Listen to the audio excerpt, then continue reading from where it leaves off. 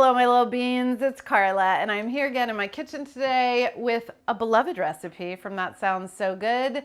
Today I'm making black bean soup with topper Whoppers. This is a unsoaked bean moment from me. I am on record as a super soaker. I'm not soaking the black beans because we're actually leaning into expanding and celebrating their long cook time as they simmer over the warm, burbling heat with the aromatics that I've added. Once the soup gets simmering, it is really like a come back in 2 hours kind of a moment. You can also use that inactive time to pull your topper Whoppers together. When it is soup time, everybody can sit down, load the top of their soup up with the Whopper and the topper of their choice. I do hate the cold and I hate the darkness and I truly hate winter, but I love soup. So let's lean into it.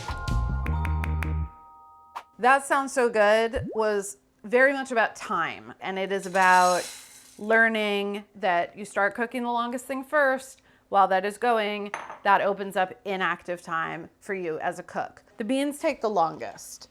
One of the things that I'm doing here is I'm just gonna start cooking the beans and then essentially make a sofrito separately, because the sofrito takes like 20 to 30 minutes to like chop everything and get it cooking. I don't want to wait to start my beans for that time. So this is a choice that I made during development to like, you know what, get the beans going, make the sofrito on the side, and then bring them together. Yes, it introduces another pot, but it reduces like an hour. So I think it's worth it. 4 quarts of water. I think I was specific about measuring the water because this is all gonna cook down and then become the right consistency of soup in the end. Normally, if I was cooking beans, I would just say, add enough water to cover them by a couple of inches. If I called for 4 quarts, I don't know, guys. I wrote this thing in 2020. Like, I must have had a reason. Can I remember what it was? Absolutely not. Do I trust the recipes in the book? 1,000,000,000%. Can I recall the name of my child without saying a bunch of animals' names? No. The next thing that takes the longest is soaking the dried chilies. I'm using a variety of chilies that I have chosen for a mix of spice and fruit and heat. The entire recipe is linked in the video description, all of the chilies and the amounts.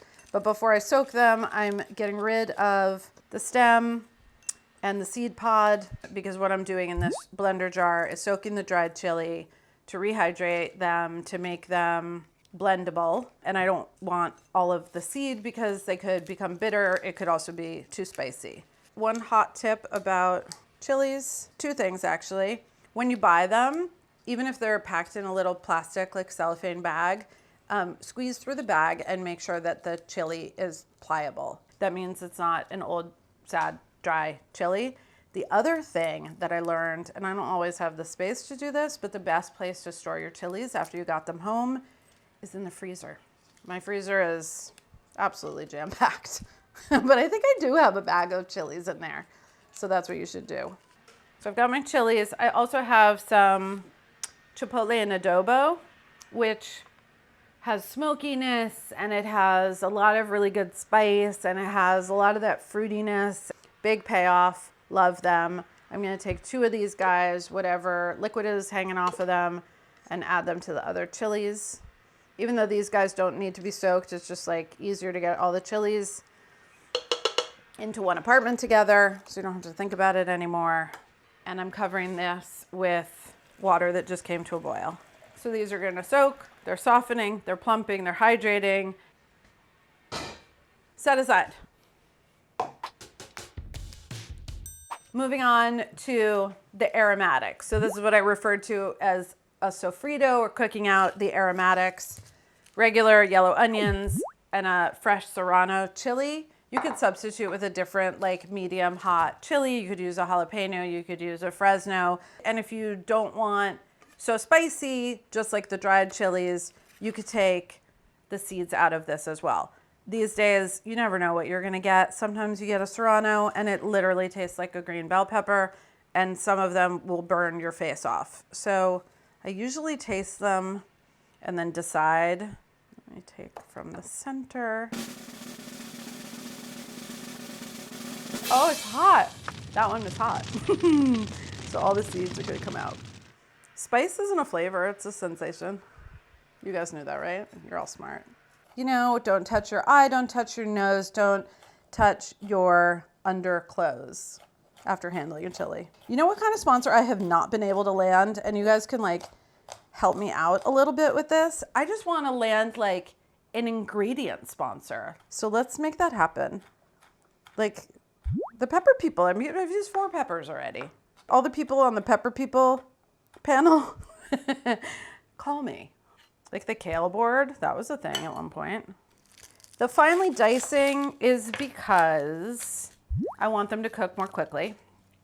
The other reason we're finely dicing as opposed to like rough chop for this is because I'm not gonna puree all of the soup and I don't really wanna come across like a 2-inch hunk of onion. By cutting them this size, these vegetables are really gonna melt into the soup. They're gonna give up all of their goodness. And you're not gonna like, it's not a vegetable soup, it's a black bean soup. We're all crying now. In the amount of time that it took to cut the onion and the pepper, the beans already simmered. So we were really like in a very nice little rhythm here. Before I go over to start sweating out the onion and pepper, I'm just gonna measure out and prep the spices that are gonna bloom in that mixture. The only one that really needs to be crushed up is the coriander. It's a full tablespoon. It doesn't need to be powdered or anything, but coriander has like that husk on it. I just want to break that down. It smells incredible. Good amount of cumin powder. I know, it's a tablespoon. It seems crazy. 4 quarts of liquid, pound of beans, whole lot of other stuff, and thyme. It's not too much. And then I have Mexican oregano, if you can get it. The flavor and the aroma is different than Mediterranean oregano, which is what is usually sold. But if you're going to a store to get your other spices and to get your nice black beans, look for Mexican oregano because it does have more deliciouser flavor. And I'm just crushing that up a little bit with my hands as it goes in to get the essential oils going. Spice mix is ready. Other spices that are going to go in down the line, I have bay leaf and I have cinnamon. Don't have to worry about those right now. It is time to saute. The recipe calls for a neutral oil to cook out the onion and the pepper, but from a previous video, I have a large amount of chicken confit oil. So we made chicken confit with olive oil. So this oil is infused with delicious chicken fat, flavor, and of course we would use that and be delighted. So I just wanted to acknowledge and honor the chicken confit oil, which is now going to be part of the soup. After seasoning the onion and the pepper mixture, I'm over medium high and I want to cook this until the onions go from being super juicy and bright and crunchy to really, really soft and browning. And that's going to take like 12-ish minutes. Gorgeous, soft, richly browned. I love the amount of fat that is swirling around in the pan because it just makes everything look caramelizing and delicious. And so now I'm going to add the spices. Another reason why there's a good amount of fat in the pan is that you need that fat to toast the spices properly. So they're surrounded in that chicken confit oil and then they're toasting and they're releasing aroma. It smells really incredible. I can hear that the pan is starting to dry. And at this point, I'm going to deglaze with a couple ladlefuls of my bean liquid. So this is the part of the recipe that might like intuitively not totally make sense because normally if you were making soup, you would cook your onion and your peppers and then you would add the spices and then you would pour in the beans and the liquid. So this is that moment where like this has been going for 40 minutes already, but I wanted to get all of the flavor out of the bottom of the pan, any of the onion juices, any of the browned bits. So I'm using the soup liquid to deglaze that pan because I want all of those flavors to get captured and I want them to be together for the rest of the bean simmering journey. So that's what's going on here. Not totally normal, not standard, but not dumb. This whole time, these peppers have been softening in our hot water. Now it's time for them to meet their maker and go party with their other bean friends.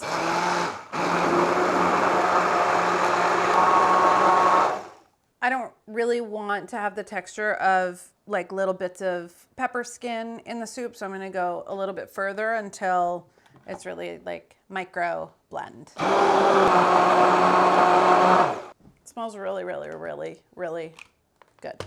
Okay, so this kit and caboodle, delicious, smoky, earthy, totally different than the like zing and the herbaceousness and the cuminy coriander flavor that we got from the spices. This is like your low, like foundational flavor, and it's going straight into the broth. At this point, the beans have been going for 45 minutes, something like that. I'm gonna taste the liquid, I'm gonna taste the bean. But these beans have a ways to go. So I want to make sure the liquid is properly seasoned, because now all of the flavors that we've added to the pot need to be sucked in to the inside of the bean, and the bean is returning the favor by giving beautiful bean liquid back into the body of the soup. And if you see foam rising on the surface, just go ahead with a spoon and scoop any weird foamy bits off. So tasting as you go, especially with something that is long cooked, it just starts to create in your mind like an understanding of where we started and where we're going. So if you are in the habit of tasting as you go, you're really gonna start to understand on like just a sort of body receiving information, not even words, how flavor changes. And then that's going to become a thing that when you taste something, your body is just gonna like know that it's delicious, and it will have the other reference point of like, that wasn't quite ready, that wasn't quite there. Now I understand what it tastes like when it's closer, and then truly understanding like what it tastes like when it's done. So this is gonna be what I expect: thin, a little watery, maybe more on the bitter end from those peppers that haven't really cooked out and found their sweetness yet. The bean hasn't really given its flavor yet because it's just a hard shell of itself. The spice is coming through. Definitely taste the oregano. It's not too cuminy. And the bean isn't crunchy, but the bean sure as hell isn't delicious. And nobody in their right mind would say it was creamy. So, a little chalky, a little floury, but it's like it's all there, and it's just gonna be more there. So, a little dash of salt, stir, foam. See ya. Gonna go for a walk. Pick up my Fritos. Soup's simmering and soup is almost on. I have collected an array of many different small bowls for all of the topper whoppers. If it were just like casual Sunday night family dinner, maybe I would do 3 or 4 of these. So chef's choice, but some of the classics are here. We have some cilantro sprigs. I've got an avocado, which I shall dice, queso fresco and cheddar. There's more of the Mexican oregano, my sour cream. Gonna throw some chips in a bowl. So, have fun with it, you know? Cosmo, thank you for joining us today. Of course, I love soup. Good soup. Remember we were saying that I remember so when you were saying much. that. Where did that come from? That was from that meme with Adam Driver. Good soup. Good soup. Good soup. You and your brother used to say it all the time. I'm gonna get us some soup. Good soup. I like soup, especially the good type. And I like it when there's an assortment of stuffs around, because you can grab a little bit of this and a little bit of that and a little bit of this and a little bit, and just make your own day. Oh my God, where'd that come from? Talk and do. Do and talk. Oh, wow. Okay. I like avocado, so I'm gonna just put that in there. And I like lime with my bean soup, and then cheese for color and a little bit of flavor. Mm-hmm. I agree with you on the lime. Dollop. Please dollop away, sir. Oh, I think you need another spoonful. I think we need another right? spoonful. Don't we need another spoonful? I think so. I think so too. Can I have a couple chips? Por favor. I'm an inner chipper. I prefer my chips not soggy. I like a crispy gonzaki. See, something for everyone. Mmm. I love lime with my soup. Oh gosh, it's good. Oh man. Right? This makes the winter kind of okay. Exactly. And yet, the darkness of the soup does remind me of the dark cave. Of the darkness in winter. The dark cave. And when it's dark at 5 o'clock. You know when you lift up the comforter for Peggy and she goes in? Yeah, and she goes in and then you make a little tent with your knees. Yeah. That's really fun. That's what this is like. Yeah. The dark cave of the peg. The warmth of the peg cave. The warmth and the spice of the black bean. This soup is really just perfect for the winter.